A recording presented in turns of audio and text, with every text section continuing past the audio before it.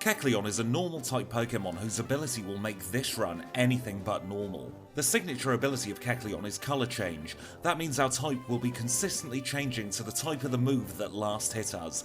This has the potential to either be a blessing or a curse, so let's find out just how well Kecleon will do. And as always, just before we get into this run, I want to say thank you once again for the support on the last video. It really is appreciated. And if you find that you're enjoying this run, please do leave it a like. And if you're really enjoying what I do here, please do consider subscribing. I used the Universal Pokemon Randomizer to replace one of the starters with Kecleon, and as a nod to my childhood where I thought Kecleon was a grass type, I replaced Bulbasaur. That means that the rival will have Charmander for the rest of this run. And now let's take a little look at Karma's stats. We are level 5 and we have a lax nature. We have 22 HP, 15 in attack, 14 in defense, 12 in special attack, 16 in special defense, and 10 in speed. Our moves are Astonish, Lick, Scratch, and Bind, and our ability is Colour Change. And with the stats out of the way, let's get the graphics up, and let us get the run underway. Our first challenge is right here in Professor Oak's laboratory. We're going up against a rival for the first time. We use Scratch 2 times to get it into the yellow, and a third Scratch knocks it out. That was a very easy first rival battle. And with that we can make our way north towards Viridian City, and as always I will show you the very first encounter we get with our Kecleon. It's a level 3 Rattata this time, and once again it's just a couple of scratches to knock it out. In Viridian City we pick up the parcel for Professor Oak. This is going to enable us to get the Pokédex, and enable us to travel all around the Kanto region.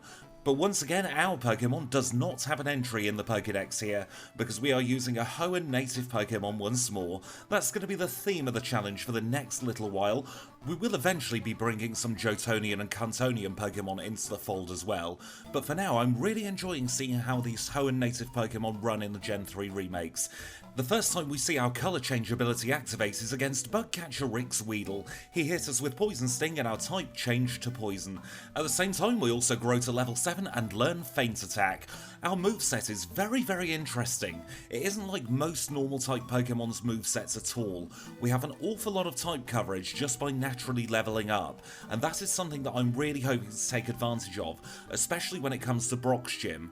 Zigzagoon's learn set in the last challenge run meant that Brock was a real struggle. However, here we have Feint Attack, and that makes this battle incredibly trivial. It's 2 shots on the Geodude to knock it out, and we're already onto the Onix. Onix starts binding us, and it's looking like it's going to be a 3-shot to take care of it in a very quick time of just over 6 minutes. We defeat Brock in a time of 6 minutes and 16 seconds. With that, we get the Boulder Badge and we can move on east towards Mount Moon. We get stopped by Professor Oak's aide, who gives us the running shoes, and then we can start taking out some of these trainers on Route 3. I've learned throughout the course of the last few runs that it is much better to take some time to grind in the early game here than get stuck after that one-way barrier. We grow to level 17 against this Bugcatcher, and we replace Lick with Psybeam. It was a toss-up between Astonish and Lick. Neither of the moves is particularly good, however I think Lick's paralysis chance is slightly less good than the flinching chance off Astonish. And whilst we're here on Route 3, we come across our first HM friend. It's Spearow, who we're going to name Kenya in honour of our Johtonian Spearow, and I will always go out of my way to try and get as many of our Johtonian HM friends as possible throughout the course of these runs. So now we'll move on into Mount Moon, where we're going to catch our next HM friend. This one's Paris, normally residing in the Ilex Forest. This one's deep in a cave. We'll catch that in one ball as well, and with Paris safely caught, I can finally stick on a rappel in this cave. Goodness me, the amount of encounters you get is so high. It's far higher than any cave we get in Johto. But the rappel made it a smooth ride out of the cave. We go over the one-way ledge, and we find ourselves in Cerulean City, where the second rival battle is waiting for us. He leads with Pidgeotto, and we get changed into the flying type as we scratch it twice. We scratch the Rattata and we lose our stab to make sure that wasn't a one-shot, and we're now on to Charmander. Charmander hits us with Metal Claw, and we are now the Steel type, and he takes advantage of that by trying to set fire to us with Ember. However, a couple of scratches later and we're onto the Abra. Abra cannot hit us at all, so it's a simple feint attack to defeat the rival, and we can start making our way north across the Nugget Bridge. At the very top of the Nugget Bridge is Route 24, and that's where our next friend lies. It is, of course, Abra. Now, Abra is available in the game corner, however, for the quickest routing, it's actually a little bit better to get the Abra here, as opposed to buying it for the couple of hundred coins in the game corner. We traverse our way towards Bill's house, and once again he's ended up being a Clefairy. I'm not quite sure how this machine works, but it looks very, very dangerous indeed, so we'd better not fiddle with it too much, but we're able to get Bill back into his human form, and he gives us the SS ticket as a thank you. With everything done at the very north of Cerulean though, we can now head in towards Misty's gym, where we have our second badge waiting for us. She's a water-type trainer who leads with Staryu.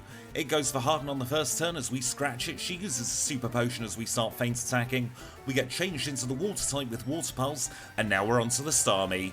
Our type coverage comes in very handy here because we just use a couple of feint attacks to knock it out, and with that we have the Cascade badge in a time of 19 minutes and 12 seconds.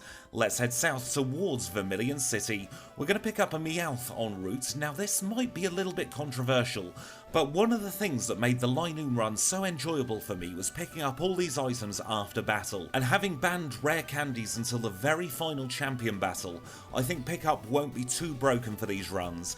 We do a couple of hundred battles each and every challenge run, so over the course of a run we should end up with roughly similar items, but please do let me know, should I keep catching this Meowth or should I skip it from now on? As always here on this channel, I'll listen to your feedback and I will make changes accordingly. But that's enough talking about cats for now. We've got a rival battle to do. We get sand attacked by the Pidgeotto, and that means our accuracy is all over the place, but thank goodness we have feint attack. Feint attack really was the saviour of this particular battle, because even though we don't have the greatest special attack in the world, we are able to hit every single turn consistently. We grow to level 30 as we're against his Charmeleon, we scratch the Charmeleon as it uses Ember, another scratch later we knock it out, and we have defeated the rival for the third time. We can now go up to the deck of the ship where the captain is feeling a little bit unwell. We rub his back and he gives us a cut HM. Now one thing I noticed is that his room does not have any windows at all. It doesn't have a steering wheel either. I'm starting to question if he's the real captain of the SS Anne or maybe he's just an imposter. I pondered that as I made my way into Lieutenant Surge's gym, and of course in this gym things are done ever so slightly differently. We're going to defeat all of the trainers in this gym before pausing the timer to do the bin puzzle. This is the only workaround I can think of to stop RNG in this gym being such a big hindrance for some Pokemon. There really is no way to predetermine how well we'll do with the gym puzzle, so this just seems fair all round. Now against this gym trainer we learn Slash at level 31. We get rid of Scratch and we now have a first turn very strong stab move. Of course we can't rely on stab for most of our battles, but that turn 1 stab is delicious. We get rid of the Volt Orb in 1 slash and we're on to the Pikachu. I knock it out with Psybeam so we don't get statics, and then we get Thunder Waved by the Raichu. We hit through the paralysis though, and it's a one shot with Slash to take care of Surge's gym once and for all. Time of 26 minutes and 59 seconds. And now it's time for a bit of backtracking. We're going back to Route 2 to pick up Flash. I'm going to be getting Flash on all of these runs. I know a few people have mentioned looking up a map for Rock Tunnel. However, playing at 4 times speed with no audio cues whatsoever means I get lost even more easily than I do with Flash, so it is less of a time loss to pick up Flash and catch those 10 Pokemon. We made our way back through Cerulean City, picking up the bike en route, and then it's a very quick jaunt down Route 9 and into the Rock Tunnel itself. Nothing of great importance happened in the Rock Tunnel, so I'll spare you the dark screen, and we'll make our way into Lavender Town. The first thing we're going to do is pick up Return from the poor girl here in the Route 12 gate. I still feel sad every time I speak to her, but we will put Return to good use. And it's only a brief pit stop in Lavender Town as we're heading west now across routes 8 and 7 into Celadon City. Celadon's got an awful lot for us to do, but the very first thing we're going to do is take on Erika. You might notice in the bottom left hand corner of the screen we now just have generic names for the badges. That's because we're going to have to change our routing pretty much every run. Unlike the Johto runs where one single route will do for every single Pokemon, I have to make adjustments on the fly for our Gen 3 runs, so I hope you can excuse having the generic names there.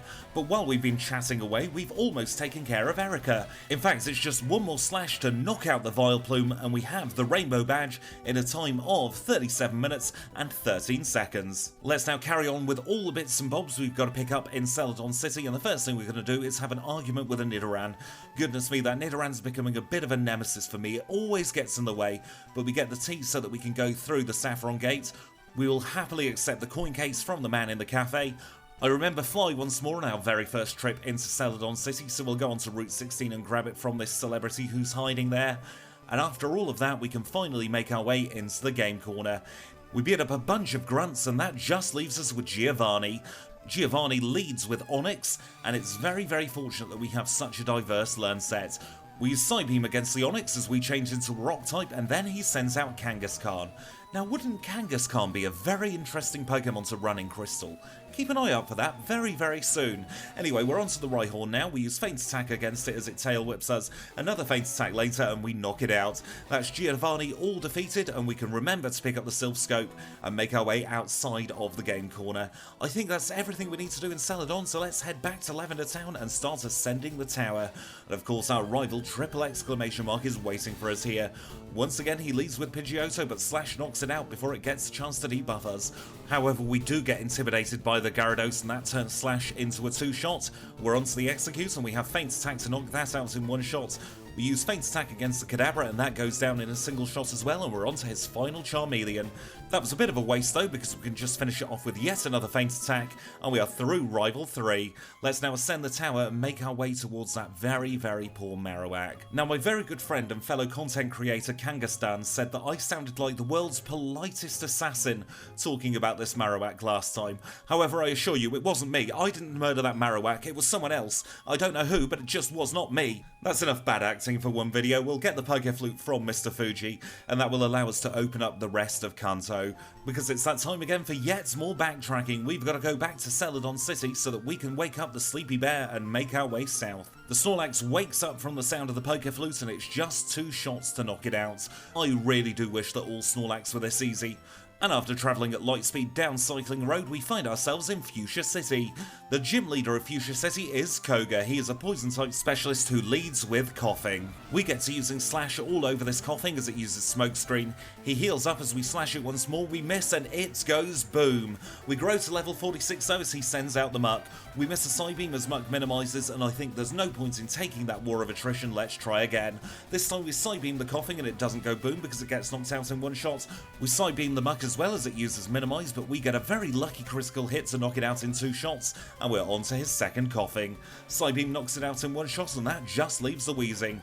It's over half damage on turn 1 as we poison it, but that poison is irrelevant. We've knocked out Wheezing once and for all, and we get the Soul Badge in a time of 51 minutes and 29 seconds. We've got a couple more bits to do here in Fuchsia City, and the first thing is to pick up the Good Rod, because we have a brand new HM friend to meet. It's Goldeen. Now, Goldeen is a very, very busy lady, and she can only help us out up until Silphco, but she's very kindly made time in her diary to let us get to Cinnabar Island and back, so we say thank you to Goldeen as she gets safely tucked away in our bag, and we can enter into the Safari Zone. Got a couple of bits and bobs to pick up here in the Safari Zone. The first thing we're going to do is go into this building at the very back and grab the Surf HM. That will allow Goldeen to do her thing. We'll also get the gold teeth so that the Warden can speak once more. And now that we've grabbed everything we need from the Safari Zone, we can retire from here 500 Pokédollars lighter and go into the Warden's house and give him the teeth. That'll allow us to use Strength a little bit later on when we pick up our Lapras. And with nothing left to do in Fuchsia City, it's time to head back to Pallet Town and start surfing south. We're on our way to my favourite place in all of Kanto, it's Cinnabar Island time. Our first port of call here on Cinnabar Island is to go into the mansion to pick up the secret key. And now that we've picked it up, we can use it to get into Blaine's gym and rescue all of those gym trainers who really aren't health and safety conscious at all. I think it's time we taught these trainers a lesson, and we're going to take it out here on Super Nerd Avery. He leads with a Ponyta, and we slash all over it to take care of it in 1 shot. We do exactly the same with the Charmander. Vulpix comes out and goes away straight away, and that just leaves his Growlithe. Growlithe intimidates, so I swap to Psybeam. It's 2 shots with Psybeam, and we grow to level 49. And at level 49, we learn Ancient Power. That move is going to be incredibly handy, not only for Blaine's gym, but the rest of the run, and it means we can finally get rid of Astonish. Astonish really hasn't helped us out since the very beginning of the game, so it's good to have 4 decent moves on our learn set. But now it's Blaine time. He is a Fire-type specialist who led with with Growlithe. Growlithe intimidated us, and that means our physical attack is lowered. We start using Ancient Power against his Ponyta, but it's definitely not a one-shot in this instance. Slash does roughly the same amount of damage as Ancient Power, so we knock it out and grow to level 50, and we're on to the Rapidash. Rapidash hits us with Fire Blast, and that means we're a Fire type. Fire Spin doesn't do much at all, and an Ancient Power knocks it out. That just leaves Arcanine left to go. We get intimidated once more as Takedown hits us and turns us back into the normal type. Fire Blast hits us for huge damage and we get knocked out. And it's at this point we reluctantly say goodbye to Psybeam. It's been a real help throughout the run and I was hoping to keep it into the league, but I think Water Pulse might be the better option for the rest of the run. We're back onto the Growlithe as it uses Intimidate once more. We Water Pulse it and knock it out in one shot with a very lucky critical hit. That means Ponyta's back on the scene. It hits us with Fire Blast as we don't quite one-shot with Water Pulse, and that means that Blaine gets to healing. This might be a blessing in disguise though, because he's used all his potions up on that Ponyta. Rapidash comes out and Fire Blast really isn't doing much at all. Colour change is working to our advantage in this situation. We're on to the Arcanine as Arcanine changes us back into the normal type. We hit it with Water Pulse and we manage to confuse it. He uses a full heal and that's the end. We need to take it down in 3 shots, and with that we have beaten Blaine and got the Volcano badge in a time of 1 hour, 2 minutes and 54 seconds. Outside the gym, Bill pesters us to go to the Sevi Islands, but we've got stuff to do so we politely decline. It's time for a trip back to Saffron City where we say thank you to Goldeen. She's got things to do, places to go and people to see. And we make our way into Silphco, where the rival is waiting for us yet again. I swear, he knows exactly where we're going to be at all times. He leads with Pidgeot, and this time it doesn't use a status move, which means our accuracy is going to be full for the rest of the battle. We knock it out in 2 slashes, and out comes the Gyarados. We're a flying type at this point, so we don't have Stab Slash, so we use Ancient Power instead, and 2 Ancient Powers knocks it out. We also get a lovely Omni Boost off the second Ancient Power, and that helps us out against Charizard. Charizard is 4 times weak to Rock, and our attack is back up to normal. We feint attack the Executes with our boosted special attack, and that just leaves Alakazam. Alakazam goes down in 1 shot because of our boosted feint attack, and that means we've defeated the rival for the 5th time. And our reward for defeating the rival is Lapras. Lapras is going to be helping out with Surf and Strength for the rest of the run. We can make our way upwards towards Giovanni. This is our 2nd Giovanni battle. Our first one was incredibly easy, so let's see if we can do just as well this time. We get turned into a poison type with Nidorino, which means we can use Slash on the 2nd turn very safely. We slash against the Kangaskhan as it turns us back into a normal type. 2 slashes later and it goes down and we're on to the Nidoqueen. Nidoqueen has poison points, so we're not going to be using any contact moves, so it's just 3 Water Pulses to knock it out. And then he very much goes out with a whimper instead of a bang because it's a single Water Pulse against the Rhyhorn to knock it out, and we've defeated Giovanni for the 2nd time. We rescue the president of Silphco, we get a Master Ball as our reward, we can escape rope out and make our way towards Saffron Gym. In the gym, Sabrina's waiting for us. She is our 7th gym leader, she's a Psychic type specialist, and she will lead with Kadabra. I feel a little bit harsh for Sabrina here because we have Feint Attack on our learn set. It's a 1-shot on the Kadabra and she brings out Mr. Mime. Feint Attack does well over half damage as it tries to set up, but we knock it out before it has a chance to do anything with its Calm Minding. We're still normal type, so it's a 1-shot on the Venomoth with Slash, and out comes Alakazam. Alakazam outspeeds us and starts setting up with Calm Mind as Feint Attack does roughly 1/3 damage. We swap to Slash and knock it out on the 2nd turn to get the Marsh Badge in a time of 1 hour, 7 minutes and 50 seconds. And that means we only have the 8th and final gym leader left to go. It's a trip back to Viridian City where part-time gym leader and full-time Team Rocket boss Giovanni is waiting for us. And for the only time we battle him in these runs, he has a consistent typing. He's a Ground type specialist who will lead with Rhyhorn. So Rhyhorn comes out and I start overcomplicating matters by quite a significant way. I try and get an Omni Boost from Ancient Power to make the rest of the battle go an awful lot better, but it just really was not worth it at all. I don't quite know what I was thinking here. I was a little bit intimidated by Giovanni, and in the end I just took a reset after realising that was really a misplay. So this time we're going to use Water Pulse on the Rhydon and knock it out in 1 shot, and out comes Nidoqueen. We're going to carry on Water Pulsing as Earthquake changes us into the Ground type. It's a 2-shot on Nidoqueen, and he brings out Dugtrio. Dugtrio keeps us the Ground type as we 1-shot it with another Water Pulse. It's a 2-shot on the Nidoking as he keeps on spamming Earthquake, and that just leaves Rhyhorn left to go.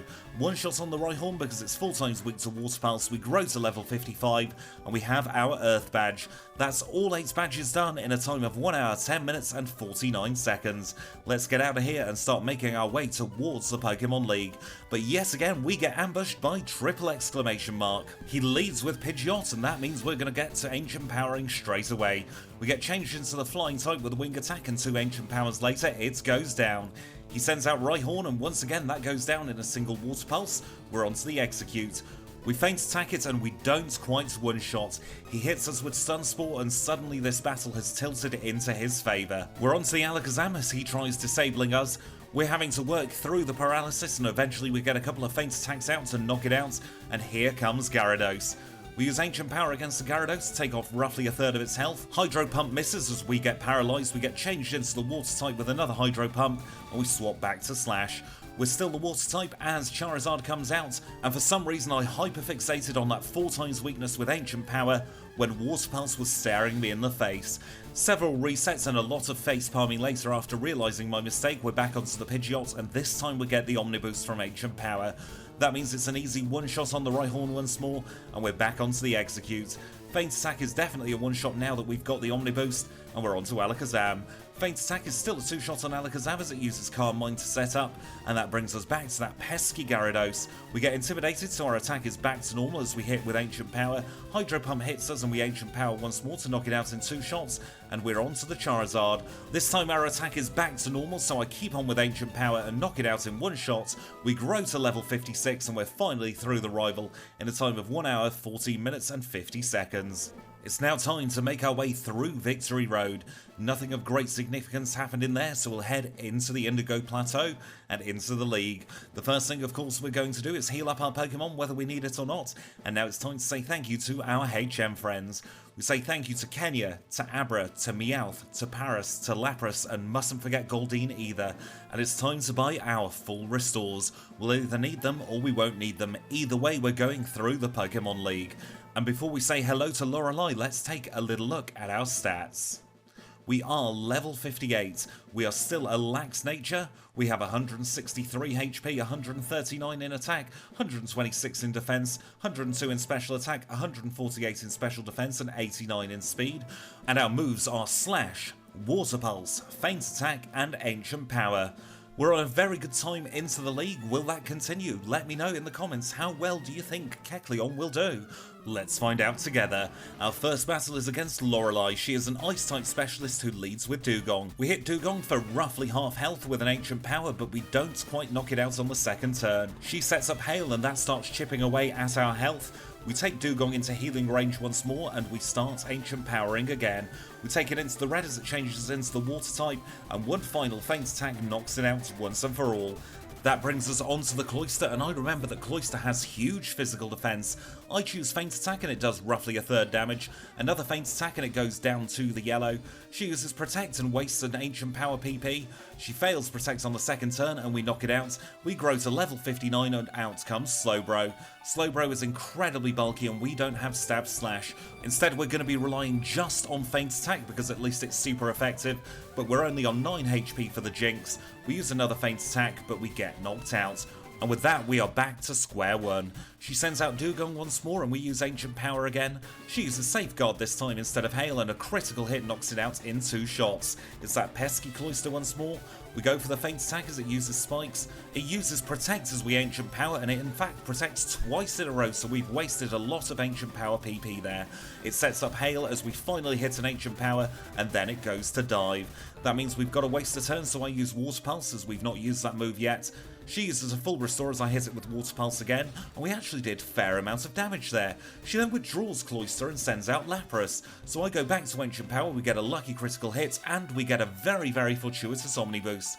Body Slam doesn't paralyze us and changes us back into the normal type, and that means of course we get Stab Slash. We slash on the Cloyster as it sets up Hail once more. It uses Protect, but we are just going to keep on spamming Slash. We eventually knock it out and that brings us back to the Slowbro. We both get pelted by the Hail as I use a boosted Feint Attack to knock it out in a lucky critical hit, and that just leaves Jinx. Feint Attack sends her deep into the yellow, but she sends us to sleep and then starts punching us with her cold, icy fists. We wake up on the next turn though, and we are finally through the Jinx in a time of 1 hour and 27 minutes. I still grossly underestimate the league in this game, and it's not going to get any easier as we are on to Bruno. Bruno is a fighting type specialist who leads with Onyx, which isn't a fighting type, but I'm going to take that because Water Pulse is a one-shot.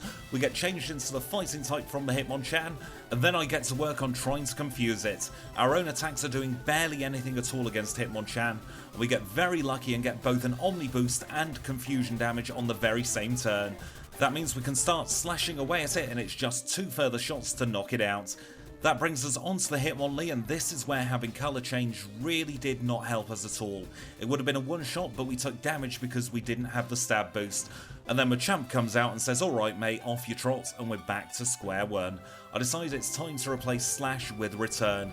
It's time to do that little girl south of Lavender proud. As great as it is having an increased critical hit ratio, the consistent damage of Return might help us out a little bit more. And I change strategy for this battle now. I try and get an Omni Boost off the Onyx, and I also try and change to the ground type. Because not only will that mean fighting isn't super effective against us, it also means he sends out his second Onyx first, and we can one-shot that with Water Pulse. We then start to use Return against the Hitmonchan, and it's 2 shots, but we did get changed into the fighting type. Hitmonlee uses Mega Kick and changes us back into the normal type. We use Return against the Machamp, but Cross Chop hits, and we're back to square one again. I really think I'm onto something with this strategy though, and I keep on trying.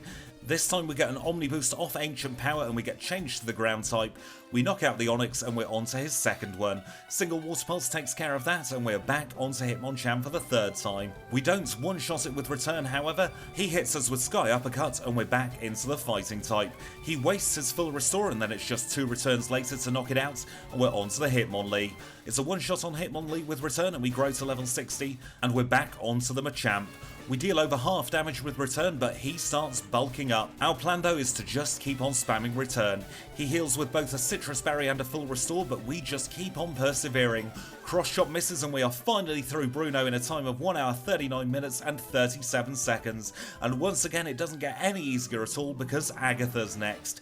Agatha is a real pain. She's got Double Team, she's got Toxic, she's got Confuse Ray, she has the works to just slow us down. And because we don't have great special attack, that means we are not going to be dealing a lot of damage at all. In this instance we have the triple whammy of Confusion, Toxic and Double Team, and my first strategy here is to try and give her a taste of her own medicine. We are going to try and confuse the Gengar, but it confuses us first. It then starts to Double Team as we hit it with Water Pulse and we finally do confuse it. It hurts itself in confusion, we knock it out and we're not poisoned for the Golbat. We get confused on the Golbat and hurt ourselves in confusion. We then get changed into the flying type as we hit it with an Ancient Power. We snap out of confusion and 1 turn later it goes down and we're on to the Arbok.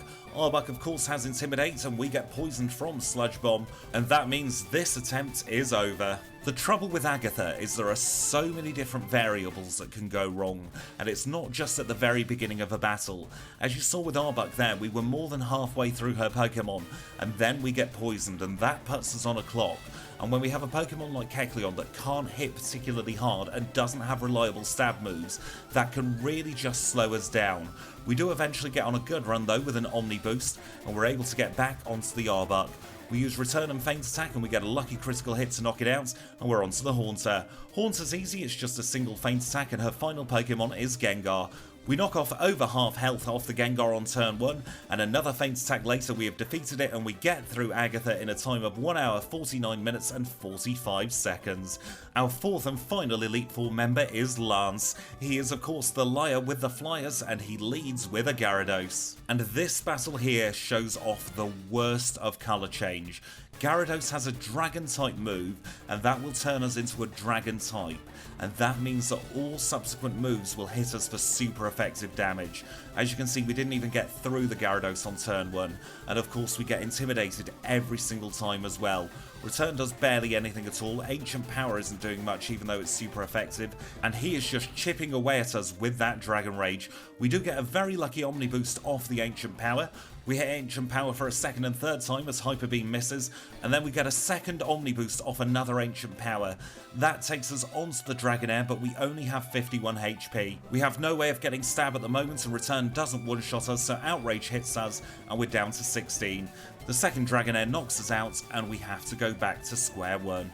It's obvious that I'm going to need to hit for super effective damage at some point during this battle, and the only move I've got is Blizzard. For some reason it didn't occur to me to pick up Ice Beam on the way to the game corner, and this whole Elite Four is an example of the sunk cost fallacy.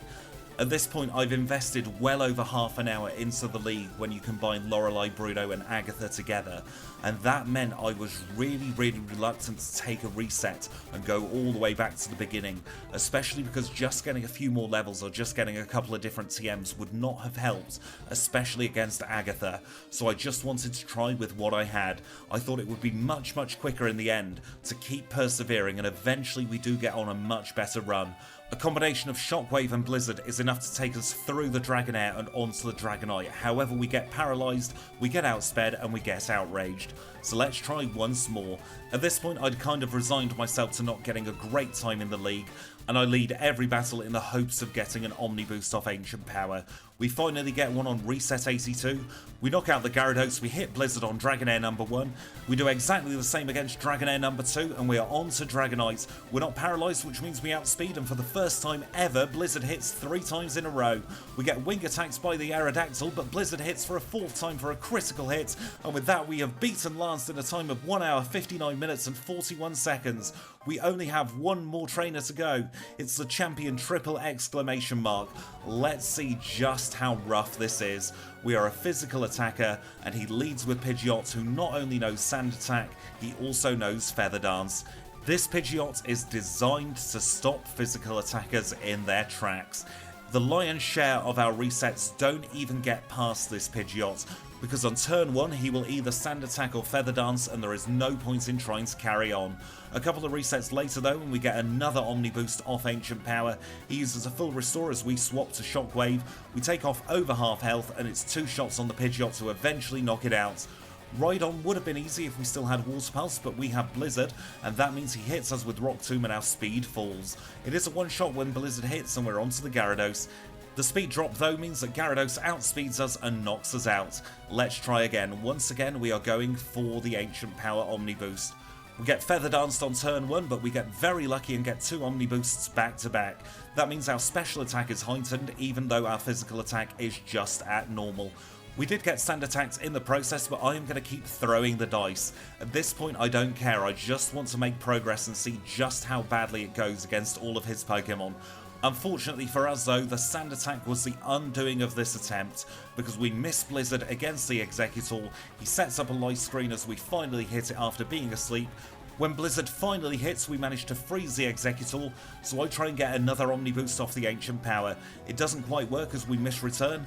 We then go through a few turns of bad accuracy luck on both sides as we eventually hit another Blizzard, and that brings us onto his Charizard. We use Ancient Power against the Charizard, and because our attack was dropped at the beginning of the battle, we don't knock it out. It's at this point I relent. We're over 100 resets in, and we still haven't beaten the league.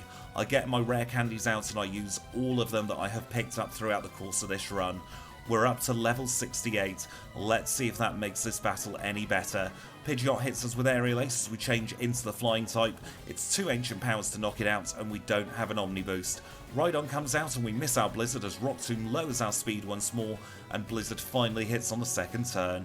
That speed drop though means that Gyarados outspeeds us, he hits us with Thrash and we get knocked out. Let's try once more, and at this point I don't care about the debuffs. I'm just trying everything I can to brute force my way through this very final battle of the run. I knew Kecleon was going to be hard, but I didn't think it would be this hard. Something I also didn't factor in when I was routing this run is the order at which the trainers are going to be sending out their Pokemon will change every single time, because we don't know what type we're going to be when we knock out a Pokemon. For example, on this attempt, Rhydon comes out as Pokemon number 2 because we're a flying type, and then out comes Alakazam because he doesn't have anything super effective against the flying types. This whole Pokemon League hurt my brain in ways I did not realise was possible, because there was so much going on that I could not keep up. We do make some progress every so often, but he always has something that's just able to knock us out. That is until we get to reset 123. We Ancient Power the Pidgeot and we get the Omni Boost. He doesn't drop our attack, he doesn't drop our accuracy, and we knock it out in 2 turns. We're onto the Rhydon and Blizzard hits. That's Rhydon gone in 1 shot. Here comes Alakazam, we use Return, and because it doesn't have much physical defense, it goes down. We miss Blizzard against the Executor, but he hits us with Egg Bomb, and that means we have Stab back on our return. We get intimidated by the Gyarados, and I misclick and use Ancient Power. We get changed into the Dragon type, and I misclick again and use Return. I kept trying to use Shockwave, but at this point my nerves were really setting in. We eventually Shockwave the Gyarados though, and it's just the Charizard left to go. We don't one-shot with Ancient Power on turn 1, but his Fire Blast misses. He uses a full restore, we use Ancient Power again, and we knock it out in one shot, and my torture comes to an end. We have defeated the Pokemon League in a time of 2 hours, 18 minutes and 44 seconds. That went from the quickest pace to the slowest pace. Let's get our final time for that very, very difficult Kecleon. Our final time is 2 hours and 19 minutes on the nose. And that puts Kecleon down in 3rd place, almost an hour slower than Walrein. But with that, we are done, so I'm going to say thank you all so much for watching. It's been a pleasure, even though this one was a very difficult run. And on the upside, we are of course getting a nice spread on the leaderboard. It's good to have a very quick run, a medium run, and a very slow run, because now we have benchmarks for an awful lot more Pokemon left to come. But with that, we're done, so I'm going to say thank you all so much for watching. It's been a pleasure as always. If you've enjoyed this video, please do leave a like. If you've really enjoyed yourself, please do consider subscribing. I have a Patreon at patreon.com/TrainerSquidgy. And until next time, thanks for watching, and I'll see you all very soon. I miss Karen.